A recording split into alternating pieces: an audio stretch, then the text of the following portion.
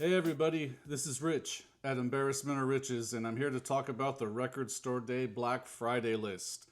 My reactions, thoughts, honorable mentions, and what the fucks. Every year there's quite a few what the fucks, right? I know that a lot of other members of the vinyl community have made some great videos with their reactions to this list. I wanted to live with it for a little while and then see how I felt about it.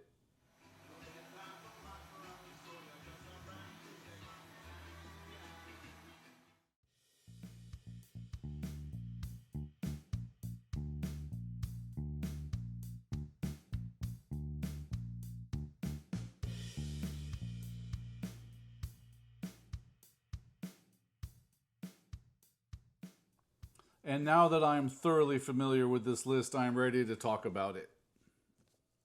First up, reactions.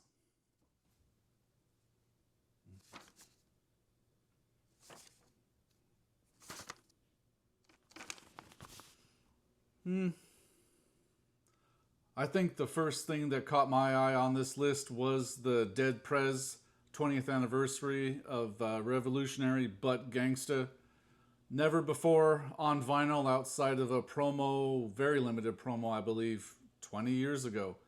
And I believe this is listed as being of 2,500. Hopefully, my local will have this. If not, I may be having to search for this one on the aftermarket, and you know that's going to hurt. So here's to hoping. I think that the people who run Record Store Day can somehow see deep into my soul, and they knew that I really wanted some more Echo and the Bunnymen in my collection. This year marks the 40th anniversary of the release of their classic album, Ocean Rain. So they are releasing, no, not a 40th anniversary box set, because who would do that? They're releasing not one, but two 12-inch singles of songs from that record. The immortal Killing Moon, which is, many people's favorites. And Silver is also another 12-inch they're releasing. I don't have these in their original press. I've been kind of waiting on Echo and the Bunnymen singles. This is a good excuse to pick them up. I'm hoping they're available nearby because although Killing Moon is not my favorite, the B-side does have a really good version of, a live version of Do It Clean, which is one of my favorite Echo and the Bunnymen songs. And Silver has Angels and Devils on the B-side, which you're not going to find in a lot of other places officially released on vinyl. So I'll be happy to pick both those up if I can find them. And they are both Record Store Day exclusives, limited to 3,000 units each. So I'm hoping there aren't too many other Echo and the Bunnymen fans to fight for this. The next one to catch my eye was the English Beat Special Beat Service, an album which I do not have and can say frankly that I am not all that familiar with outside of the singles. But I am interested. It's not even that hard to find an original press for 10, 15 bucks as it goes. I just don't see them come up very often in the wild. This is one easily had online, I'm sure. But it's the first time on vinyl in, I believe, a decade. So, if I see it, I might as well pick it up, I think. Like so many other record collectors, I will be very, very much in search of the record from Garbage this year. It's called Copy Paste, and it's a record of covers that they've done throughout their career. So many great choices for their covers. There's Bowie, Psychedelic Furs, the Ramones, the Jam. This is an incredible RSD exclusive, so basically means it won't be coming out in any other format in any other place. And it's limited to 3,200. I think this one is going to be really tough to get for a decent price if you don't get it on that day. So here's to hoping that we do get it. Continuing on, this one I'm on the fence about. The Scarlet Johansson Anywhere I Lay My Head LP, EP, whatever the fuck it is, of Tom Waits covers. I remember when this came out years ago, and I don't think I listened to any of it because I am not a Tom Waits fan. Haven't been. I've given it a try, and there's just, it hasn't clicked yet. And I'm hoping maybe if I find this one out there that I'll pick this up, and hearing it sung with Scarlett's voice will make me appreciate the lyrics a bit more or change my mind. That is the avenue by which I came to loving Bob Dylan's music from other people doing covers of his songs. So I'm hopeful for this one. This one has not been on vinyl since 2008, and it is a Record Store Day exclusive with only 2,350 units being shipped. And given her popularity and the number of Tom Waits fans in the world, this one might be something that you might have to throw a couple fists for. But I'm a cop it if I see it.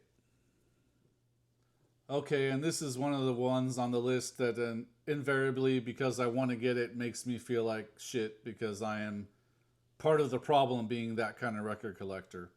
And that is the release of the Mary Marvel Marching Band Society. I don't know what it is, but it does seem to have Jack Kirby and Joe Simon artwork on the cover. Pulls me right in.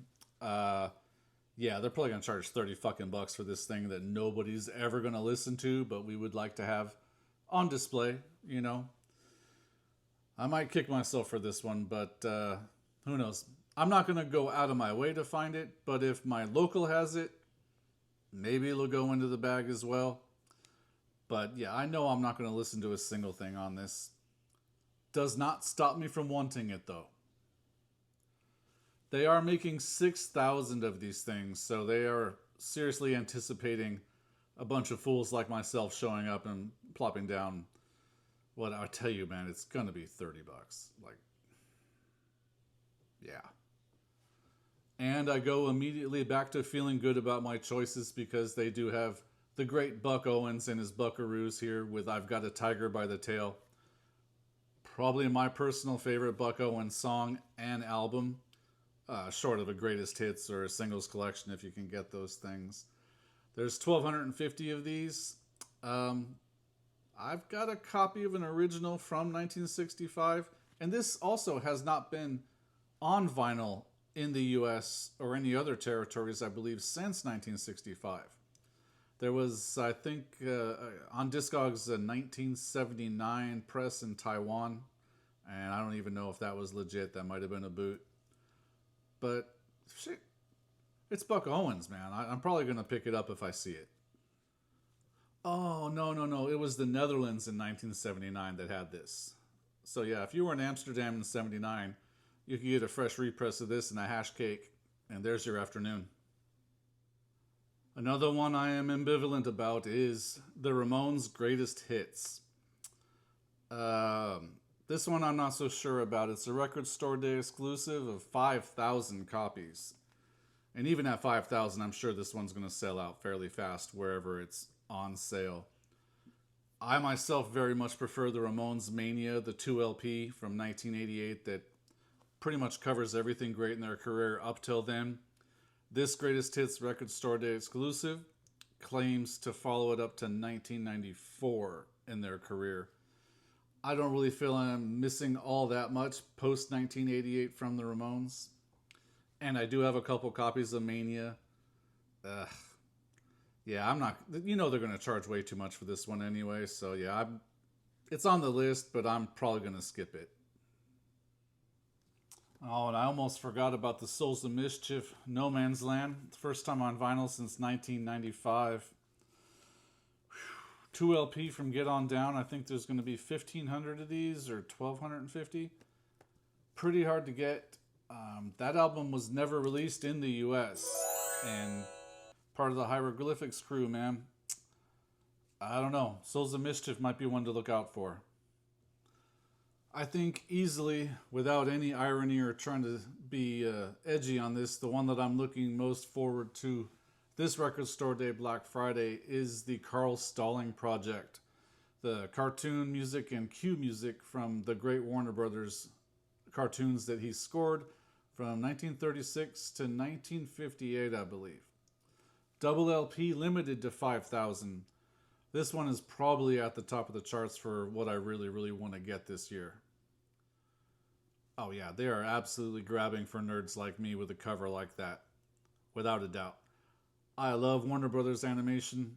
Love those cartoons so much. The music, I know that music. I mean, I really do. And I will watch Warner Brothers cartoons anytime I have extra time on my hands. Great stuff. Raised my children on it and still watch it. My dad did the same for me. So yeah, I'm looking forward to this. And if I have to shank somebody to get it, I'm not beyond that. Also, catching any hip-hop fan's attention would be seeing Too Short's record Cocktails on this list as a Record Store Day exclusive. A 2LP record from 1995 originally that is not easy to find. It's not all that expensive when you do as well, but I'd like to support seeing more artists like Too Short on Record Store Day because hip-hop is very, very poorly represented. I think I've said that and other people have said that before. So if I see this one, I'm going to cop it for sure because I do love me some Too Short. Although I would prefer it was much, much earlier, maybe 1990 Too Short. There's 88 Girls. There's a lot of stuff on cassette from early Too Short that would be cool to release as a exclusive from Record Store Day. Food for thought. And that's pretty much it for all my things that I really, really want to get or I've been successful in this video of talking myself out of. Next are some honorable mentions and what the fucks. Maybe even followed by some ideas because astute members of the channel will know that last year when I was listing things that I wanted to see for Record Store Day, one of them was Jim Croce live concert, and they chose that exact concert. So I'm sure they're listening to me. I am a Record Store Day influencer. But there are a number of things on this list that continue to fucking mystify me every year. What I cannot abide, and continually every year just don't understand, is these fucking 3-inch records. I just stop fucking making them. You've made it to the point where you've chosen one of my favorite groups of all time, the Beatles, and prostituted their music on this, and I can't abide. You're not going to find me fighting anybody over these things, but it just seems like, god damn, how many of these things do you need? And I know that's fucking ridiculous coming from me because you can see right back there, right around here-ish. I've got about 7 copies of Peter Gabriel's album So. Yeah. So I know what I'm talking about, but I'm most likely full of shit.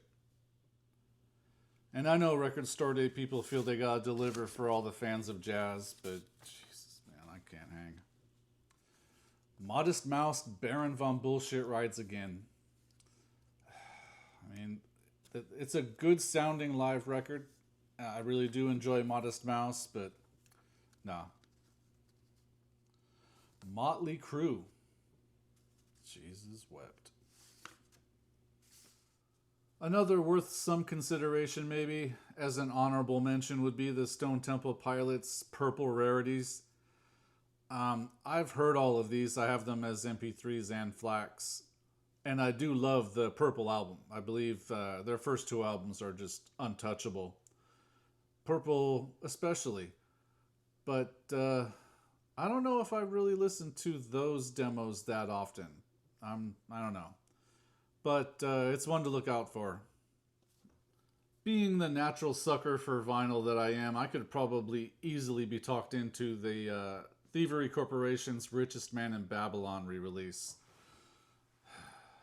It's a great record, but it is also an RSD first and not an exclusive, so there's going to be a dozen of these things in the next year or so there won't be a rush. But if the price is low enough for this on 2LP, I don't know. I might have to do it. And finally, at the various artists level of this list, there's the Elephant Six documentary soundtrack, which I don't mean it was all right. I do love some of the bands on there, Neutral Milk Hotel most especially, but it's not essential.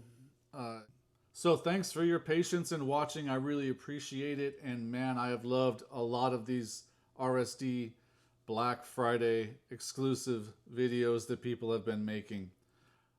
This community is great, and everybody has so much great knowledge that they're willing to share, and I'm looking very much forward to seeing what everybody pulls. I am making a video hopefully in a couple of days with my November finds and things that I've got in the mail. It's a smaller stack than usual because I did spend a bit of money on comic books when I went up with my wife to Saratoga in New York a couple of weeks ago. But one of my favorite comic book stores is out there, so had to support. Maybe 10 to 15 records this last month, all things that I really love and can't wait to talk about. So thank you everybody for hanging out, and I will see you next time.